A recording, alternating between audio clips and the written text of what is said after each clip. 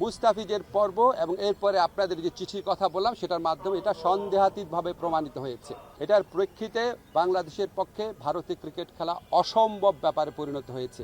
আমরা মনে করি ক্রিকেট খেলার উপর কারো কোনো মনোপলি থাকা উচিত না। আইসিসির যে সিকিউরিটি টিম আছে, সিকিউরিটি দায়িত্বে যারা আছে, তারা একটা চিঠি দিয়েছে। শোনেন, আমি জানি আপনাদের প্রশ্ন কি, আপনারা কি জানতে চান এবং কি প্রচার করবেন সেটাও জানি। বাফুফিতে আসছি, কিন্তু ফুটবলের কিছু আদৌ প্রচার করবেন কিনা আমার সন্দেহ আছে। তো যেটাই প্রচার করেন ফুটবলের কথাটা একটু বলেন। প্রথম কথা হচ্ছে, আমি বাংলাদেশ ফুটবল ফেডারেশনে আসলাম এই অন্তর্বর্তীকালীন সরকার দায়িত্বে আসার পর থেকে আমাদের সাবেক ক্রীড়া ও যুবমন্ত্রী আসিফ মাহমুদ এবং আমাদের বাফুফের প্রেসিডেন্ট তাবিত আওয়াল বাফুফের নেতৃত্বে বাংলাদেশি ফুটবলে অনেক চমকপ্রদ সাফল্য অর্জিত হয়েছে।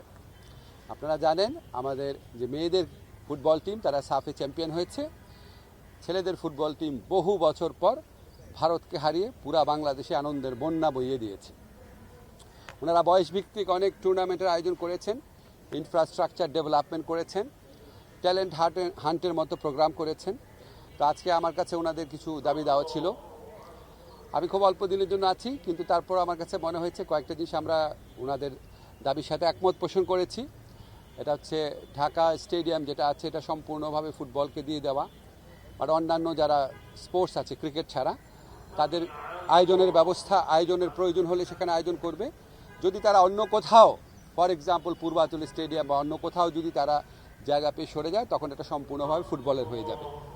এছাড়া সিলেট এবং চিটাগাং এটা আপনার ডেডিকেটেড ওয়েতে ফুটবলকে দিয়ে দেওয়ার সিদ্ধান্ত নিয়েছে আমরা। তবে শর্ত আছে, ক্রিকেট ছাড়া অন্যান্য খেলার যদি টুর্নামেন্টের আয়োজনের প্রয়োজন পড়ে ওনারা সেখানে আয়োজন করতে দিবেন। আর হচ্ছে আমাদের কমলাপুরে যে স্টেডিয়ামটা আছে সেখানে শুধু মাঠের দায়িত্বভার ফুটবলকে দেওয়া হয়েছিল, এখন গ্যালারির দায়িত্বভারও দেওয়া হয়েছে।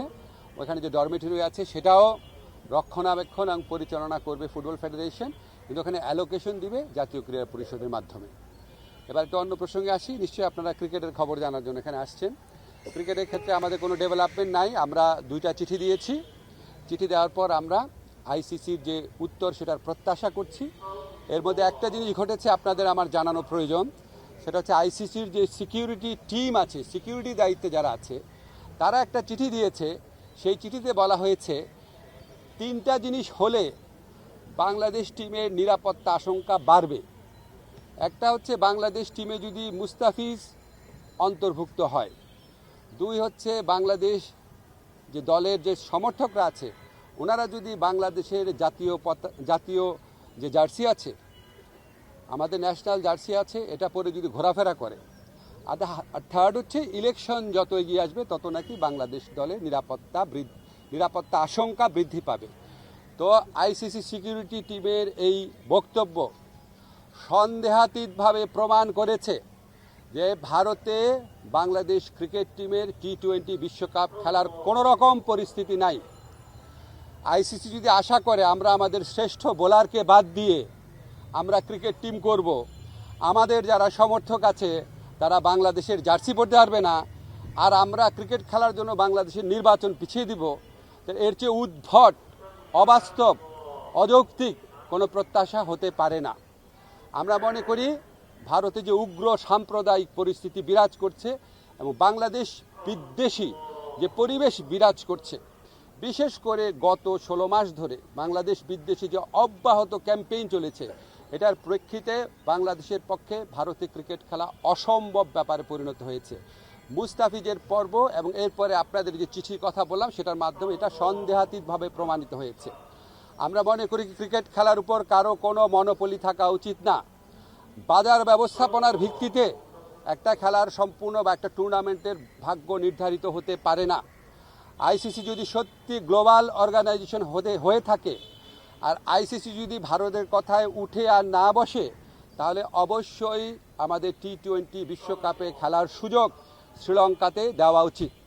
এই প্রশ্নে আমরা কোনো রকম নতি স্বীকার করব না।